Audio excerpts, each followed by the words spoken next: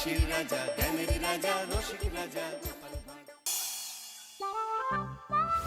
মানে আমি তোমায় সকাল সকাল কোন অলক্ষণে কথা বললাম রানী? আমি তো কিছুই বুঝতে পারছি না। বললেন না, অলক্ষণে কথা বললেন না। ভুলে যাবেন না, আমি আপনার রানী, এই কৃষ্ণনগরের রানী। আমি তো তোমায় একটু কোনো কথা নয়, হ্যাঁ? নিজের কাজ নিজে করুন, বুঝলেন? অন্দরমহলে আমার অনেক কাজ আছে।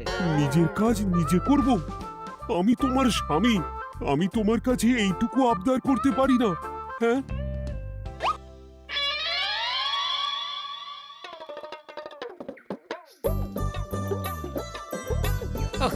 আজ গিন্নির সাথে বচসা করতে গিয়ে দেরি হয়ে গেল। মহারাজ আবার আমার দেরি দেখে রেগে না যান।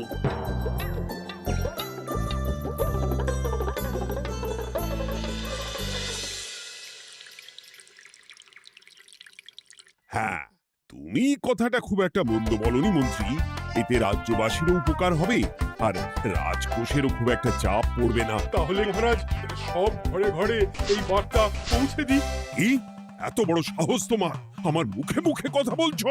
যাও, বেরিয়ে যাও বলছি আমার চোখের সামনে থেকে। তোমায় আর দেখতে চাই না। আমি আবার কি বললাম মহারাজ? কি বললে মানে? কি বলতে বাকি রাখলে শুনি? বলছিলাম কি, অপরাধ নেবেন না মহারাজ, সেনাপতি তো। চুপ, একদম চুপ। আমি মরছি নিজের জ্বালায় আর তুমি ওই ভুল ভাল বলে আমার মাথা বিগড়ে দিতে চাইছো? মহারাজ রেগে আগুন, এই ছিলেন ঠান্ডা, এই তো মুখে হাসি ছিল, এখন হাতে ডান্ডা। কি বললে কবি? তুমি আমায় অপমান করলে? যাও, এক্ষুনি তোমরা সবাই দূর হয়ে যাও আমার সামনে থেকে। কাউকে চাই না আমি। এই মুহূর্তে রাজসভা আমি শূন্য দেখতে চাই, না হলে আজ সব কটার গর্দান নেব আমি। যাও বলছি।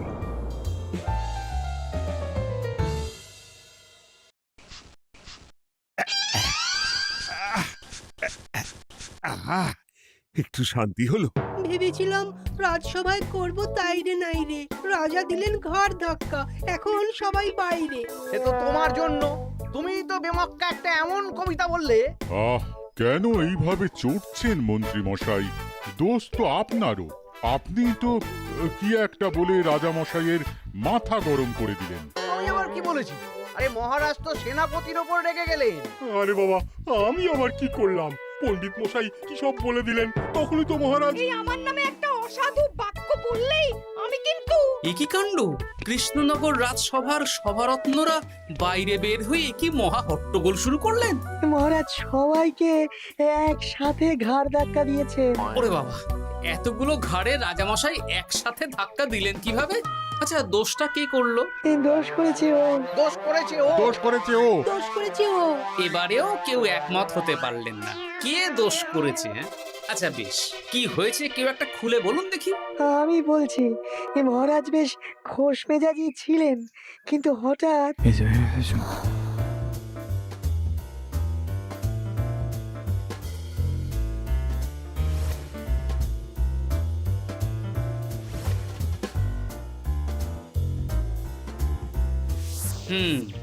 এই কাণ্ড! এ তো ভারী অদ্ভুত রোগ মনে হচ্ছে। মহারাজের আচমকা মাথায় রক্ত চড়ে গেল নাকি? হ্যাঁ, মহারাজ আপনাদের রাজসভায় ডেকেছেন। ওরে বাবা না, যাবো না গো আমি, আমার কাছে আমার প্রাণ সবচেয়ে দামি। আমিও যাব না, নির্ঘাত মহারাজ গর্দান নিতেই ডাকছেন। আমিও যাব না গোপাল, আমারও প্রাণের বড় মায়া। আচ্ছা, এটা কি কোনো কথা হলো? হ্যাঁ, প্রাণের মায়া কার নেই বলুন তো? আর মহারাজ যে গর্দান নিতেই ডাকছেন তার কি কোনো মানে আছে? অন্য কারণও তো হতে পারে। তুমি কি করে বুঝলে? হ্যাঁ, বুঝতে পারিনি, তবে আন্দাজ করেছি। তোমাদের কথাতেই শুনলাম মহারাজ খোশ মেজাজেই ছিলেন, সহসা রেগে গেছেন। আবার যে সহসা খোশ মেজাজেই ফেরেননি, তাই কি বলা যায়? এটা তুমি বলনি তো বন্ধু, চলো সবে ফিরিয়ে আনি রাজসভার ছন্দ। আরে গোপাল, এসো এসো এসো। তা এত দেরি করলে কেন? বাকিরা কোথায়? তারা আসছেন মহারাজ। আপনি তাদের ডেকেছেন, তাদের ঘাড়ে কটা মাথা যে তারা আসবেন না। কিন্তু মহারাজ, আমি অন্য কথা ভাবছি। কি কথা গোপাল? আপনি নাকি সভায় আজ হঠাৎ সবার উপরে রেগে গিয়ে তাদের সভা থেকে বের করে দিয়েছেন মহারাজ। এ কি সত্যি মহারাজ?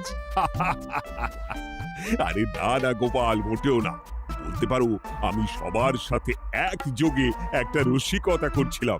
আমি দেখছিলাম সবাই আমার রসিকতা কেমন বুঝতে পারে। তাই নাকি? আসলে তুমি ছিলে না বলেই এরা কেউ আমার রসিকতা ধরতে পারেনি। এ কি সত্যি মহারাজ? আপনি সত্যি আমাদের উপর কোনো রাগ করেননি? হুম, এ কি এই সব কিছুই আপনার রসিকতা ছিল? ও মা, তাই নাকি মহারাজ? এই যে আপনি শুনিয়ে দিলেন কথা কড়া কড়া, সবকিছুই ছিল আসলে নিছক মজা করা। আহ, আবার যত সব বাজে বকছো তোমরা। এত কথা কেন? তোমরা কেউ আসলে মহারাজ কৃষ্ণচন্দ্রের রাজসভার যোগ্য নও। যাও যাও, দূর হয়ে যাও। কিন্তু মহারাজ, এই যে আপনি বললেন। আহ, তুমি সবার আগে যাও তো। তুমি হলে সব নষ্টের গোড়া। যাও বলছি, আমার আর ভালো লাগছে না। যাও। জব বাবা।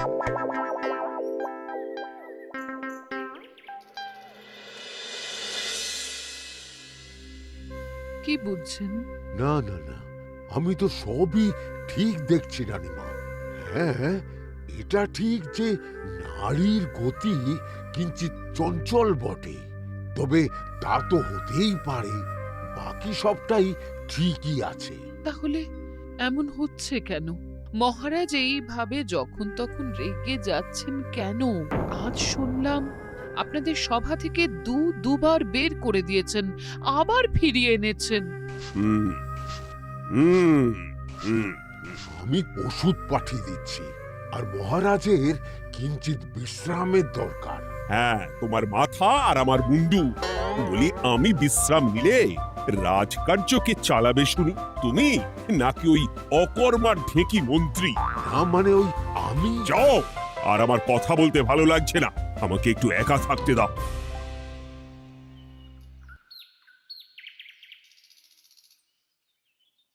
ব্যাপারটা কি বুঝলে গোপাল? রাজবৈদ্য তো মহারাজকে দেখতে রাজবাড়িতে গেছেন।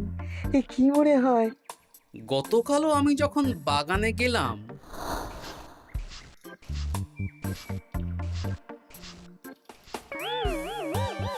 গোপাল, তোমার কি মনে হয় মহারাজকে কোন রোগে ধরেছে? এই রেগে যাচ্ছেন, আবার এই মাথা ঠান্ডা হয়ে গিয়ে ডেকে পাঠাচ্ছেন। আমি বলি কি গোপাল, তখন সবার সামনে বলিনি বটে, তবে এখন তোমার সামনে স্বীকার করতে বাধা নেই। কি কথা বিজ্ঞানী? মহারাজের এই রাগের কারণ হয়তো আমি। আমার মনে হয় আমার দোষেই উনি এরকম বারবার রেগে যাচ্ছেন। কেন? আসলে মহারাজ আমাকে একটা মাথা যন্ত্রণা সারার ওষুধ আবিষ্কারের দায়িত্ব দিয়েছিলেন, তো আমি অনেক চেষ্টা করেও সেই ওষুধটা আবিষ্কার করতে পারিনি। যেটা আবিষ্কার করেছি তাতে সেরকম কাজ হচ্ছে না। আমার মনে হয় ওনার মাথা ব্যথা থেকে এরকম হচ্ছে। সে যাই হোক, তুমি কিছু একটা করো গোপাল। মহারাজের অসুখ কিভাবে সারানো যাবে সেটা নিয়ে কিছু একটা ভাবো। ভাবতে তো হবেই। আজ সন্ধেবেলায় তুমি তোমার বাড়িতে বাকি সভাসদদের ডেকে আনো, আমি সমাধান সঙ্গে নিয়ে সময় মতো চলে আসবো। আচ্ছা বেশ, তাই হবে। আমি এখনই বাকিদের খবর দিয়ে দিচ্ছি। আর বিজ্ঞানী, একটু এদিকে এসো তো, একটা কথা আছে।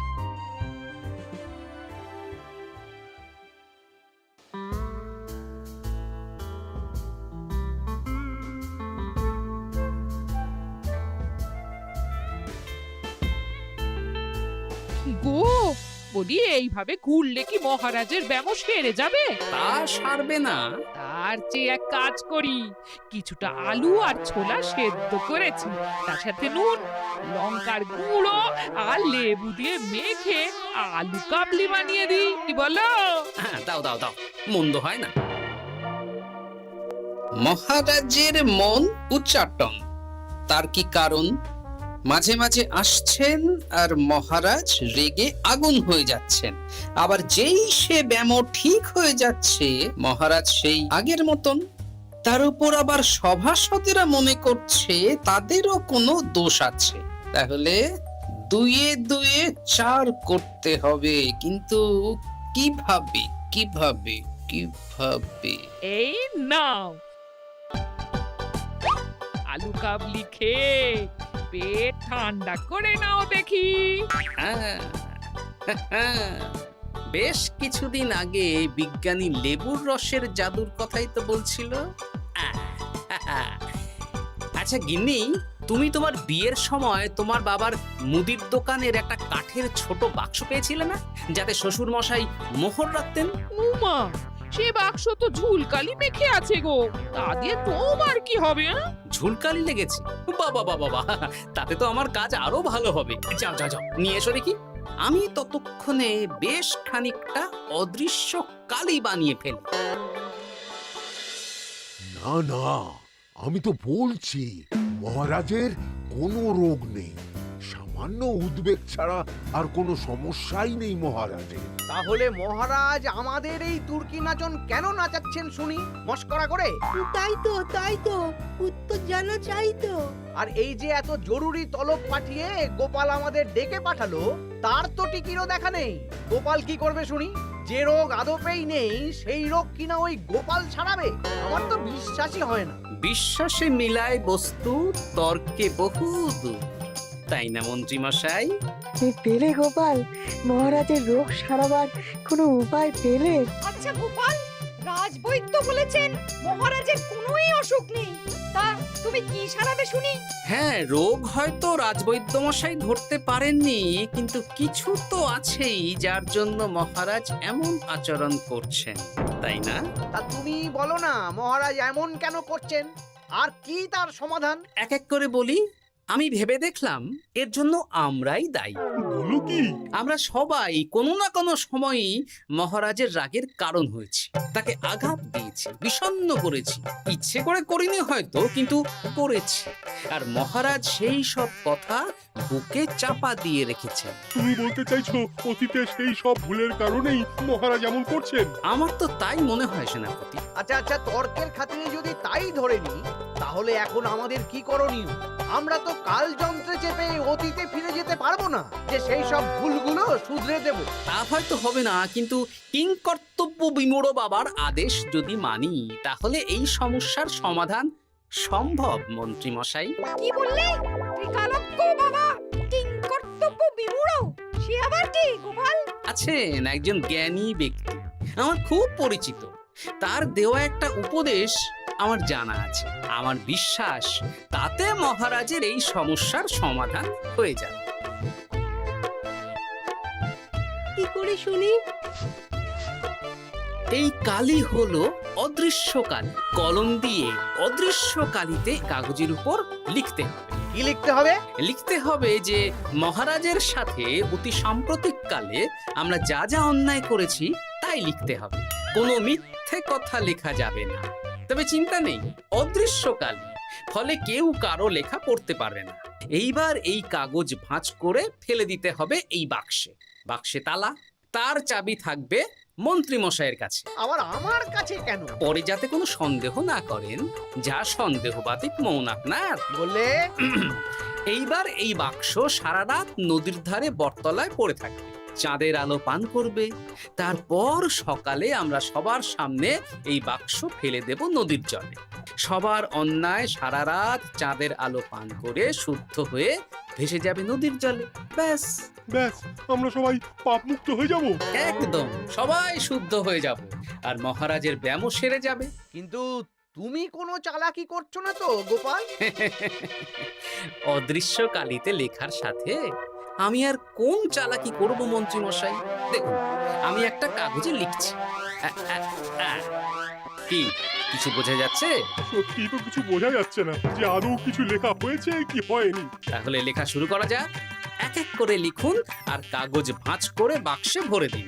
আর হ্যাঁ, একদম মিথ্যে কথা লিখবেন না, তাহলে কিন্তু লেখাগুলো অদৃশ্য থাকবে না, ফুটে উঠবে।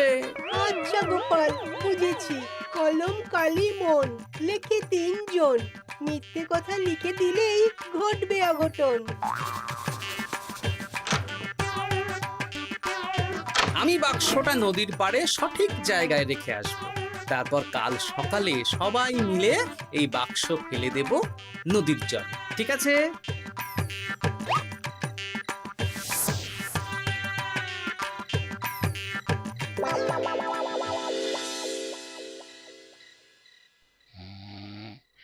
কথায় আছে, মনে যা আসে বলে যাও, ভুলেও লিখো না, তাহলেই বিপদে পড়বে। এদিকে কেমন সবাই নিজের নিজের দোষ লিখে বাক্সে ফেলে দিয়েছে। ভাগ্যিস আমি সবার লেখা কাগজগুলো রাতের অন্ধকারে বের করে আনলাম।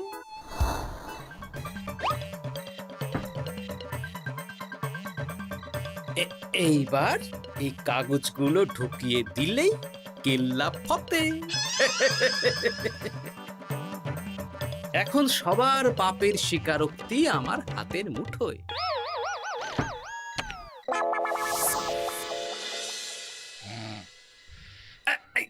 আরে, ও মা গো, ও বাবা গো, বলি নাক ডেকে তো ঘুমোচ্ছ, আর পিঠটা একটু চুলকিয়ে দাও দেখি। এই জন্যই তো মাথাটা যায় গরম হয়ে। আরে, এই সহজ ব্যাপারটাই তো আমি বুঝতে পারিনি। মহারাজের অসুখ তাহলে এই। যাক, এই রাতের বেলাতেই একসাথে একটা ঢিল পেয়ে গেছি। এক ঢিলে মারবো দুই পাখি। রাজার অসুখও সারবে, আবার সব কটা পাজি শায়েস্তাও হবে।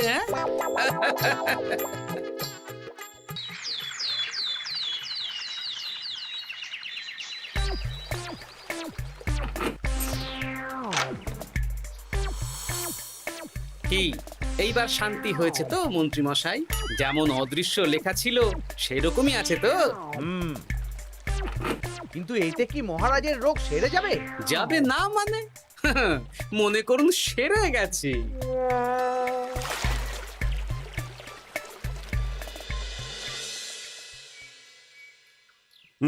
তাহলে আজকে সভার কাজ শুরু করা যাক। ক্ষমা করবেন মহারাজ, সবার কাজ শুরু করার আগে একটা দরকারি কাজ আগে করা দরকার। না হলে আবার কখন আপনি আমাদের কারো উপর রেগে যাবেন আর আমাদের সভা থেকে তাড়িয়ে দেবেন, তার তো ঠিক নেই, তাই না? গোপাল, আর বিরক্ত করো না। আমার এত সাহস নেই মহারাজ যে আমি আপনাকে বিরক্ত করব। আমি তো জানি নিজের পিঠ যখন নিজে চুলকোনো যায় না, আর কেউ থাকে না সেই পিঠ চুলকিয়ে দেবার মতো, তখন কিরকম বিরক্তি জেগে ওঠে, তাই না মহারাজ? এ কি গোপাল, তুমি এত কিছু কি করে জানো? জানাই তো আমার কাজ মহারাজ। আর এও জানি যে আপনার এই বিরক্তির পেছনে সভাসদগণের ভূমিকা ঠিক কি। তার মধ্যে তুমিও আছো গোপাল, তাই না? আছি, পুরো মাত্রায় আছি মহারাজ। তবে হ্যাঁ, আমি কিন্তু তাই বলে রাজকোষের হিসেবে গোলমাল করে মহারাজের কোপের কারণ হইনি মন্ত্রী মশাই। কি গোপাল আন্দাজে বলছে? না হলে কাল অদৃশ্য কালিতে আমি কি লিখেছি সেটা জানলো কি করে? আমি যা লিখেছি সেটাও কি গোপাল পড়ে ফেলেছে নাকি? যাকে পড়লেই বাকি, সব লেখা তো ওই নদীর জলে ভেসে গেছে। আমি যে লিখেছি তার প্রমাণ কি? তবে আর চিন্তা নেই মহারাজ, সমস্যার সমাধান হয়ে গেছে। এখন থেকে আপনি যতক্ষণ রাজসভায় থাকবেন, প্রথমে মন্ত্রী মশাই, তারপর পণ্ডিত মশাই, আর তারপর রাজবৈদ্য পালা করে আপনার পিঠ চুলকে দেবে। কেন আমি কেন চুলকে দেব? না দিলে যে আপনার কপালে অনেক বড় শাস্তি ঝুলছে মন্ত্রী মশাই। রাজকোষে যে জালিয়াতি আপনি করেছেন তার স্বীকারোক্তি আমি হাজির করব যে মহারাজের সামনে।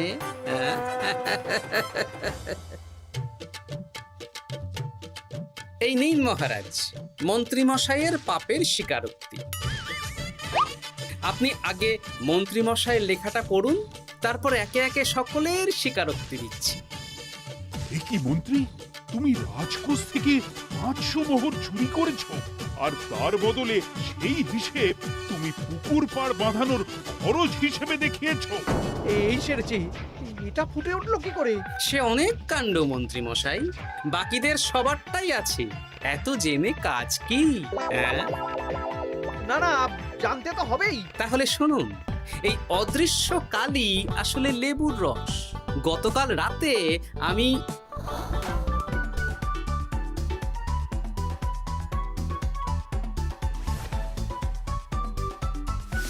এবার লেবুর রসে অদৃশ্য লেখা কেন বা কিভাবে ফুটে উঠলো সেটা বিজ্ঞানী বোঝাবে।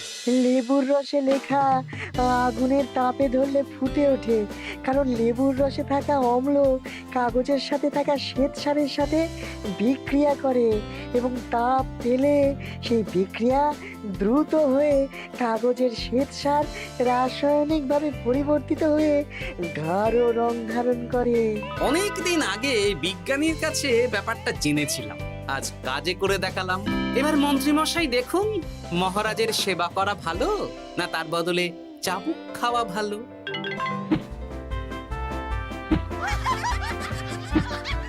ওরে বাবা না, না, উহ! আগে যেমন বুনো ওল তেমনই তো বাঘা তেঁতুল হবে মন্ত্রীমশাই। যা, রাজামশাইয়ের মেজাজ আবার বিগড়ে যাওয়ার আগেই কাজ শুরু করে দিন ও বাকিদেরকে সেবা করার সুযোগ করে দিন। আজ থেকে ভুল হলে শুধরে নেব ভুলকে। মন্ত্রীমশাই মহারাজের পিঠ দেবে চুলকে।